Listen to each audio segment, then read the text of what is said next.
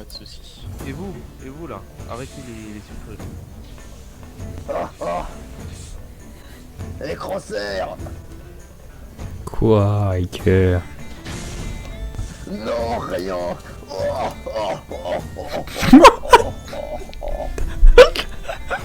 Encore tout le monde là. Ici Clayton Carmine, CT1310, médecin de la 104e. En direct du Venator. Je ne l'avais jamais encore montré. Si jamais vous allez au Metz, vous pourrez sûrement rencontrer la 99e, cette escouade d'unités défaillantes.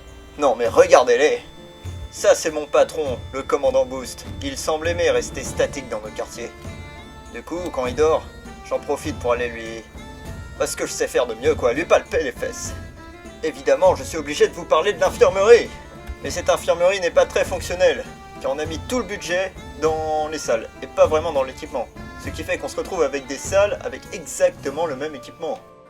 En parlant d'équipement, les cuves à Bagdad ici sont très bizarres. Lorsque vous les fixez, tout devient noir autour de vous.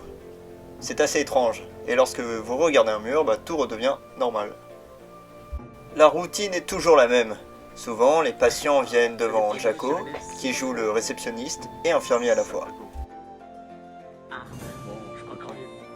Nous les médecins, nous sommes des professionnels de la santé, car nous sommes titulaires d'un diplôme en médecine provenant de la République. Et on soigne selon nos spécialisations, blessures et pathologies. Pour ma part et celle de Jaco, nous soignons les fesses. Ah, tant mieux. Le plus récurrent, c'est les hémorroïdes. Mais ça...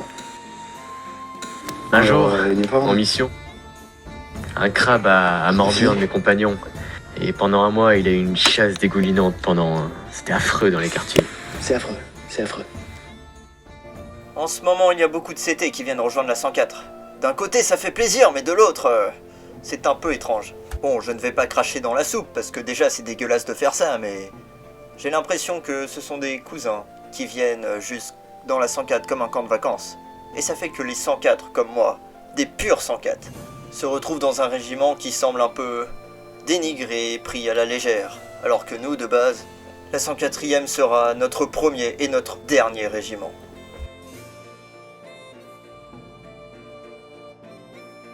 Euh, 104e.